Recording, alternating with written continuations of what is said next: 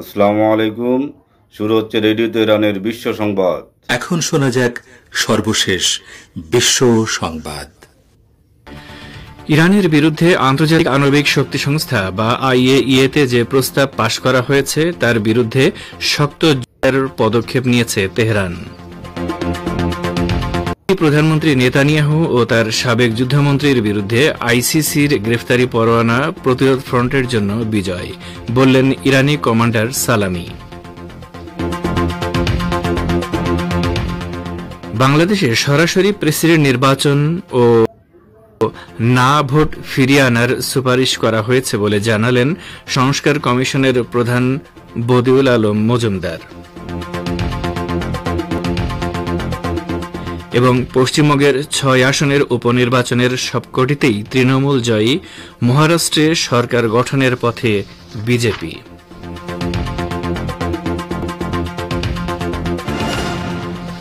আসসালামু আলাইকুম। বিশ্ব সংবাদের গুরুত্বপূর্ণ অংশগুলো শুনলেন, এবারে বিস্তারিত। পরিবেশনায় রয়েছি রেজওয়ান হোসেন।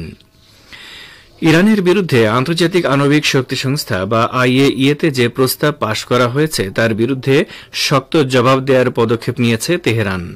পাশ হওয়া প্রস্তাবের জবাবে ইরানের আণবিক শক্তি সংস্থা বা আইইওআই নতুন উন্নতমানের সেন্ট্রিফিউজ সক্রিয় করেছে বলে জানিয়েছেন ইরানের আন্তর্জাতিক বিচার ও রাজনৈতিক বিষয়ক উপপ্রধান বেহরুজ কামালভান্দি। তিনি বলেন, আইএইএতে প্রস্তাবটি পাশ হওয়ার পরপরই পাল্টা ব্যবস্থা নেওয়া হয়েছে এবং উল্লেখযোগ্যভাবে আমরা ইউরেনিয়াম সমৃদ্ধকরণের তৎপরতা বাড়াব। তিনি বলেন, আমরা বিভিন্ন উন্নতমানের যন্ত্রপাতি ব্যবহার করব, গবেষণার গতি বাড়াব এবং শিল্প পর্যায়ে এসব যন্ত্রপাতি ও অবকাঠামোগত উন্নয়ন ঘটাব। বৃহস্পতিবার আইএইএর বোর্ড অব গভর্নর্সের বৈঠকে ইউরোপের ৩ দেশ ব্রিটেন, ফ্রান্স এবং জার্মানির তোলা ইরান বিরোধী প্রস্তাব পাশ করা হয়। পরমাণু স্থাপনা পরিদর্শনের ক্ষেত্রে ইরান খুব বেশি সহযোগিতা করছে না এমন অভিযোগ এনে ইউরোপীয় এই ৩ দেশ ইরানের বিরুদ্ধে প্রস্তাব উত্থাপন করে। ইরানের ইসলামী বিপ্লবী গার্ড বাহিনী বা আইআরজিসির প্রধান কমান্ডার মেজর জেনারেল হোসেন সালামি ইহুদিবাদী ইসরায়েলে পণ্য সামগ্রী সরবরাহ বন্ধ করার জন্য মুসলিম দেশগুলোর প্রতি আহ্বান জানিয়েছেন। গাজা উপত্যকায় যুদ্ধাপরাধের অভিযোগে ইসরায়েলি প্রধানমন্ত্রী ও সাবেক যুদ্ধমন্ত্রীর বিরুদ্ধে আন্তর্জাতিক ফৌজদারি আদালত বা আইসিসি গ্রেফতারি পরোয়ানা জারি করার পর তিনি এই আহ্বান জানালেন। আইসিসি বৃহস্পতিবার ইহুদিবাদী প্রধানমন্ত্রী নেতানিয়াহু ও সম্প্রতি বরখাস্তকৃত যুদ্ধমন্ত্রী ইয়ভ গ্যালান্টের বিরুদ্ধে গ্রেফতারি পরোয়ানা জারি করেছে। জেনারেল সালামি তেহরানে এক বক্তৃতায় আইসিসির ওই পরোয়ানাকে ফিলিস্তিনি ও লেবাননের প্রতিরোধ যোদ্ধাদের জন্য বিশাল বিজয় হিসেবে অভিহিত করেন। তিনি বলেন, ইহুদিবাদী ইসরায়েল একঘরে হয়ে পড়েছে। জেনারেল সালামি মুসলিম দেশগুলোকে ইসরায়েলের প্রতি সাহায্যের হাত বন্ধ করার আহ্বান জানিয়ে বলেন, মুসলিম দেশগুলোর সাহায্য বন্ধ করলে ইসরায়েলের পতন নিশ্চিত হয়ে যাবে। ফিলিস্তিনি ভূখণ্ডে গণহত্যা, যুদ্ধাপরাধ ও মানবতা বিরোধী অপরাধ চালানোর দায়মুক্তির সুবিধা ভোগ করা থেকে ইসরায়েলকে বের করে আনা এবং ন্যায়বিচার প্রতিষ্ঠা করার প্রতিটি পদক্ষেপকে ইরান স্বাগত জানাবে। ইহুদিবাদী ইসরায়েলের 2 দাগী অপরাধীর বিরুদ্ধে আন্তর্জাতিক ফৌজদারি আদালত বা আইসিসির গ্রেফতারি পরোয়ানা জারির বিষয়ে প্রতিক্রিয়া জানাতে গিয়ে ইরানের পররাষ্ট্র মন্ত্রণালয়ের মুখপাত্র ইসমাইল বাকাই এই মন্তব্য করেন। বাকাই নিজের অফিসিয়াল এক্স পেজে দেয়া এক পোস্টে লিখেছেন, আদালতের নির্দেশে ওই 2 অপরাধীর বিরুদ্ধে জাতিগত শুদ্ধি অভিযানের বিষয়টিও অন্তর্ভুক্ত করার প্রয়োজন ছিল, কারণ তারা নিশ্চিতভাবে এই অপরাধও করেছে। ইরানের পররাষ্ট্র মন্ত্রণালয়ের মুখপাত্র বলেন, ইসরায়েল সরকারের কর্তা ব্যক্তিরা একের পর এক অপরাধ করে গেলেও এতদিন পাশ্চাত্যের পৃষ্ঠপোষকতায় দায়মুক্তি ভোগ করত, আর সে দায়মুক্তি নিয়ে এসব অপরাধী বেপরোয়াভাবে ফিলিস্তিনিদের বিরুদ্ধে গণহত্যা ও দমন অভিযান চালাত। কিন্তু আইসিসির রায়ে সেই অবস্থার অবসান শুরু হয়েছে। ইহুদিবাদী ইসরায়েলের দক্ষিণাঞ্চলে নেগেভ মরুভূমির একটি বিমান ঘাঁটিতে হাইপারসনিক ক্ষেপণাস্ত্র দিয়ে হামলা চালিয়েছে ইয়েমেন। দখলদার ইসরায়েলি সেনাদের বর্বরতার শিকার ফিলিস্তিনি ও লেবাননের জনগণের প্রতি সংহতি জানিয়ে ইয়েমেন এই হামলা চালাল।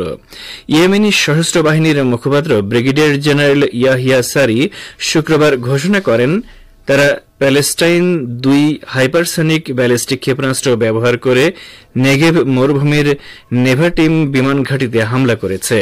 তিনি বলেন, সামরিক অভিযান সফলভাবে তার লক্ষ্য অর্জন করেছে। বিবৃতিতে জোর দিয়ে বলা হয়েছে, নিপীড়িত ফিলিস্তিন এবং লেবাননের জনগণের প্রতি সমর্থন জানিয়ে এই হামলা চালানো হয়েছে। ইয়েমেনি সশস্ত্র বাহিনী গাজা ও লেবাননে ইসরায়েলি আগ্রাসনের অবসান না হওয়া পর্যন্ত তাদের প্রতিশোধমূলক অভিযান চালিয়ে যাওয়ার প্রতিশ্রুতি ব্যক্ত করে আসছে। ফিরে আসি বিশ্ব সংবাদে। বাংলাদেশে সরাসরি রাষ্ট্রপতির নির্বাচন, বিনা প্রতিদ্বন্দ্বিতায় কোনো প্রার্থী নির্বাচিত না হওয়া, না ভোট ফিরিয়ে আনা সহ বেশ কিছু সুপারিশ করা হয়েছে বলে জানিয়েছেন নির্বাচন সংস্কার কমিশনের প্রধান বদিউল আলম মজুমদার। আজ সকালে নির্বাচন ভবনে নির্বাচন ব্যবস্থা সংস্কার কমিশনের সাথে ইলেকট্রনিক মিডিয়ার জ্যেষ্ঠ সাংবাদিক ও সম্পাদকদের সাথে বৈঠক শেষে একথা জানান তিনি। বদিউল আলম মজুমদার বলেন, রাষ্ট্রপতি নির্বাচন সরাসরি হওয়ার কথা আলোচনা হয়েছে। সব নির্বাচন প্রত্যক্ষ হওয়ার কথা বলেছেন কেউ কেউ। স্থানীয় সরকার নির্বাচন নির্দলীয় হওয়ার কথা হয়েছে, সংসদীয় পদ্ধতিতে যেন না হয়। তিনি আরও বলেন, রাজনৈতিক ঐকমত্যের ভিত্তিতে নির্বাচন কমিশন নিয়োগ এবং প্রযুক্তি ব্যবহারের কথা এসেছে। সংস্কার কমিশনও এই নিয়ে ভাবছে, বিশেষ করে প্রবাসীদের ভোটের ব্যাপারে। কত শতাংশ ভোট পেলে নির্বাচিত হবেন, না ভোট ফিরিয়ে আনা এবং বিনা প্রতিদ্বন্দ্বিতায় যেন কেউ নির্বাচিত না হন, সে বিষয়েও আলোচনা হয়েছে। আপনারা বিশ্ব সংবাদ শুনছেন রেডিও তেহরান থেকে, আর প্রচারিত হচ্ছে শর্টওয়েভ 25 মিটার ব্যান্ডে। ভারতের পশ্চিমবঙ্গের 6টি বিধানসভা আসনের উপনির্বাচনে 6টিতেই জয়লাভ করেছে তৃণমূল কংগ্রেস। উত্তরবঙ্গ ও দক্ষিণবঙ্গের যে 6টি আসনে মমতা বন্দ্যোপাধ্যায়ের দলকে জয় ঘোষণা করা হয়েছে সেগুলো হল সিতাই, মাদারিহাট, নৈহাটি, হাড়োয়া, মেদিনীপুর ও তালড্যাংরা। জয়ের পর সামাজিক মাধ্যমে দেওয়া পোস্টে তৃণমূল দলনেতা মমতা লিখেছেন, আমরা জমিদার নই, মানুষের পাহারাদার। মা মাটি মানুষকে জানায় বিনম্র চিত্তে অভিবাদন। এদিকে ভারতের দক্ষিণাঞ্চলীয় রাজ্য কেরালার ওয়েনাড়ে উপনির্বাচনে বড় ব্যবধানে জিতেছেন কংগ্রেসের সাধারণ সম্পাদক প্রিয়াঙ্কা গান্ধী। এর মধ্য দিয়ে প্রথমবারের মতো নির্বাচনে অংশ নিয়েই লোকসভার আইন প্রণেতা নির্বাচিত হলেন তিনি। অন্যদিকে মহারাষ্ট্রে বিরাট জয়ের পথে শাসক দল বিজেপির নেতৃত্বাধীন মহাজোটী। 288 আসনের বিধানসভায় তারা 233টি পেতে যাচ্ছে। বিরোধী মহাবিকাশ আঘাড়ি জোট সেখানে মাত্র 50টি আসন পেতে পারে বলে মনে করা হচ্ছে। বিজেপি একাই 125-এর বেশি আসন পেতে চলেছে। সব ঠিক থাকলে মুখ্যমন্ত্রী হতে চলেছেন দেবেন্দ্র ফড়নবিস। লেবাননের রাজধানী বৈরুতে ইহুদিবাদী ইসরায়েলের দখলদার সেনারা ভয়াবহ হামলা চালিয়েছে। এতে একটি 8তলা আবাসিক ভবন ধ্বংস হয়েছে। রাজধানী বৈরুতের কেন্দ্রস্থলে বর্বর ইসরায়েলি বাহিনীর এই ভয়াবহ হামলায় অন্তত 4 ব্যক্তি নিহত ও 2 ডজনের বেশি মানুষ আহত হয়েছেন। ইসরায়েল সম্প্রতি লেবাননের ওপর আগ্রাসন জোরদার করেছে। লেবাননের আল মায়াদিন টেলিভিশন চ্যানেল জানিয়েছে, আজ সকালে ইসরায়েলি বাহিনী বাস্তা এলাকার ওই 8তলা ভবনের উপর বিমান হামলা চালিয়ে ভবনটিকে মাটির সাথে মিশিয়ে দিয়েছে। টেলিভিশন চ্যানেলটি জানিয়েছে, ভোর 4টার সময় ইসরায়েল হামলা শুরু করে এবং এ সময় ঘুমন্ত লোকজন ভীত সন্ত্রস্ত হয়ে দিকবিদিক ছোটাছুটি করে।